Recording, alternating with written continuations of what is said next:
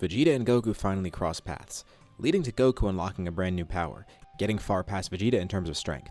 But that battle still has a few loose ends. We'll cover all that and more in the 7th part of What If Vegeta Was Like Broly. Since Monaido is on Earth with everyone, they could use Taranbo.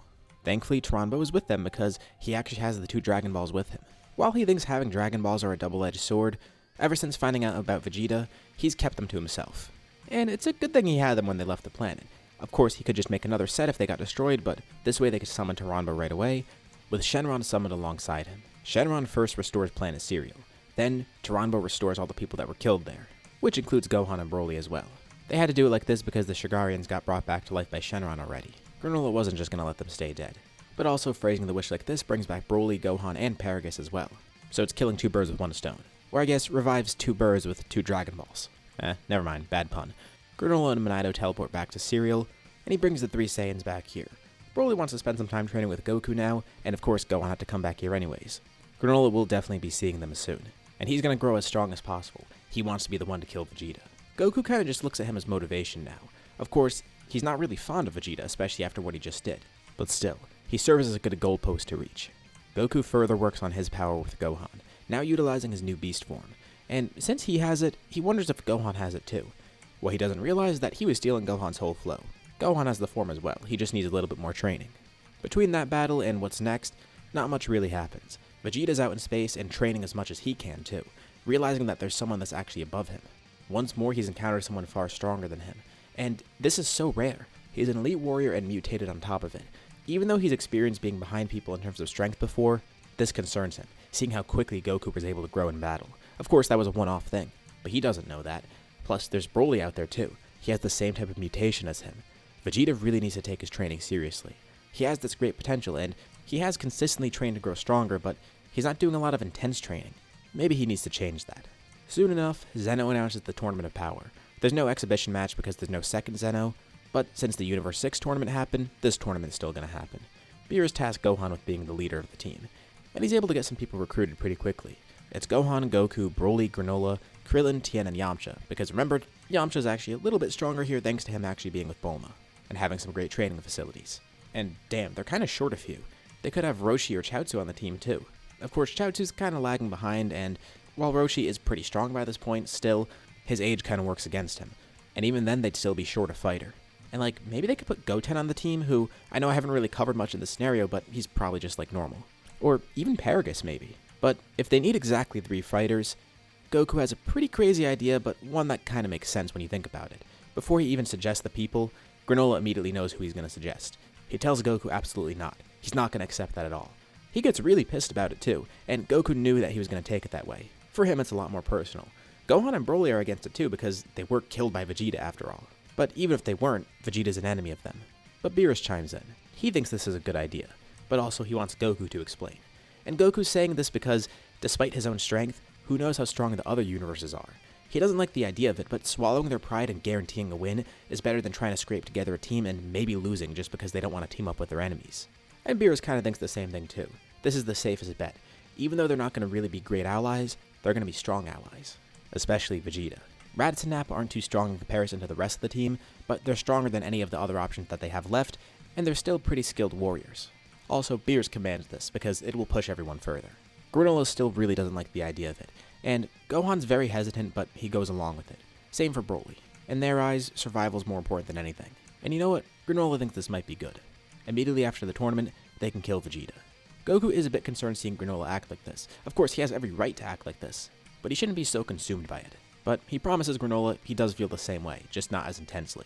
Vegeta did kill his son right in front of him after all, so it's personal for him too. Whis finds Vegeta and his crew, telling them what's happening. Vegeta has to abandon his duties for a bit, and since their lives are on the line, they join. Plus, they're not going to turn down a good fight. If they're fighting other universes with really strong people, of course they'd want to go. And Vegeta has a condition. His condition is that he gets to fight Kakarot after the tournament, and Whis said that's probably going to be easily arranged. Who knows, maybe it'll just happen naturally. So the 3 Saiyans are taken to the rest of the team. And pretty quickly, it becomes clear to Vegeta that Raditz and Nappa have met Kakarot before. Which is weird, they should have only known about him on Cereal. And not that he cares about Raditz's personal life, but, it was weird that Raditz forgot about his brother all those years. Surely he would have thought of him sooner. Like, Vegeta even knows his own brother's out there. Which is kind of a surprise to Goku. Wait, there's 2 of them? that might be a problem. But now, Vegeta's infuriated. Raditz and Nappa knew this would come eventually. Vegeta's gonna have to take his wrath out on them later. To think, his two closest allies betrayed him like this. Meanwhile, Granola's there too, and he wants to kill Vegeta right away. The tournament hasn't even started, and there's a lot of tension already. Gohan has a new power for himself too. It's his own beast form. Goku knows that this isn't the path that Whis wants him to go down, and he's gonna keep using Beast for power, but he's still continuing down the path to Ultra Instinct without realizing it. So, who knows, he might have to abandon this form soon, or try to work with something different. And this could be a good opportunity for Broly as well. He could study Vegeta. If the two of them really are that similar, he could watch how he fights, learn from that, and adapt with that too. He hasn't sparred a ton with Goku, but Goku has trained him. Anyways, the tournament begins now. Vegeta immediately goes off on his own, abandoning his allies and the rest of his team as well.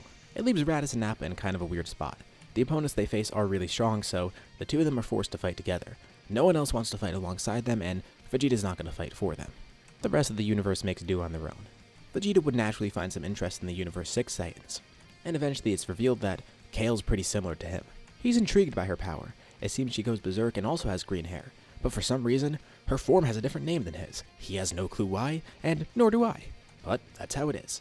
The Universe 6 Saiyans lagged behind with getting Super Saiyan, because of how different the tournament went, but I feel like Cabba would have gotten it on his own eventually, and then taught the other two. Though, with Vegeta realizing Kale has a similar power, he defeats her quickly, knowing that it could turn out pretty badly here. Not that he's worried he'll be defeated, but he knows she's going to be uncontrollable unless someone stops her. And Broly studies this entire battle, looking at how Vegeta fights and how Kale fights, and how Vegeta exploits her weaknesses. Something about Vegeta has changed in this past year or so. Raditz and Nappa noticed this too. He was drunk off his power and thought no one could defeat him, and even though there were instances where that happened, he just thought it wouldn't happen again, and that's mainly why he remained evil here. But he's starting to slightly shift. This doesn't mean he's good or anything, don't misinterpret that. But he's having a mindset shift in terms of what his strength means to him. Goku's about to fight Jiren, but Vegeta butts in. He says he's above Kakarot now, even with whatever that weird form was that he used. He's trained relentlessly. His power is a lot more refined, and Goku can clearly see that too. Despite Vegeta just being in his own version of Super Saiyan 2, the fact that it's this weird mutated version makes it way stronger than it should be. He doesn't have a new form, and it's only been about a year, but the power increase is insane, and Vegeta's aiming beyond this form too. He doesn't think he needs any godly ki or anything like Kakarot has, but he could probably get a Super Saiyan 3 or something if that exists for him, but who knows if it does. Only one way to find out though, and this power is enough for him to actually defeat Jiren. It's impressive to Goku, so he's not just all talk, but Goku's beast form has grown a lot too, though Vegeta might actually be able to challenge him at this point. This will only serve to push Goku even further. It's safe to say Universe 7 wins the tournament. A lot of their fighters are actually still in the ring at the end, and Gohan makes sure to get a bunch of eliminations himself. Combine this with the fact that he's the leader of the team, he gets MVP. Thankfully it's not Vegeta or anyone. He gets the Super Dragon Balls for himself and makes the wish to revive the other universes.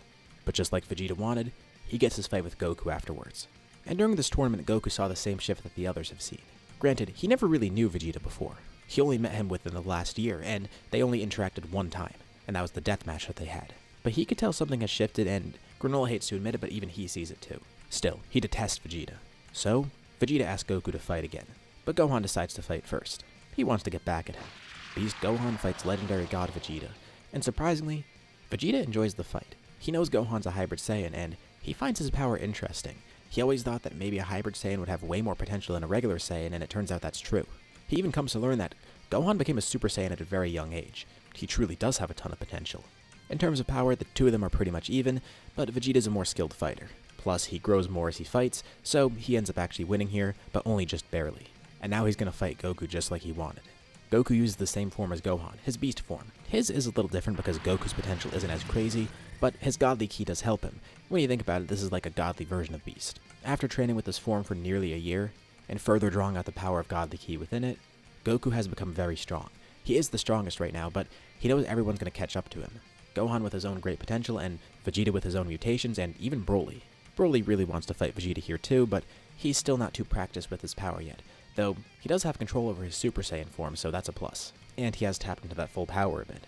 Anyways, Goku and Vegeta battle. Even though Goku is stronger, the fight is really close. And Vegeta grows throughout the battle too. Goku doesn't mind this form, but he can tell it doesn't suit him. He's aiming for whatever Whis is trying to lead him to.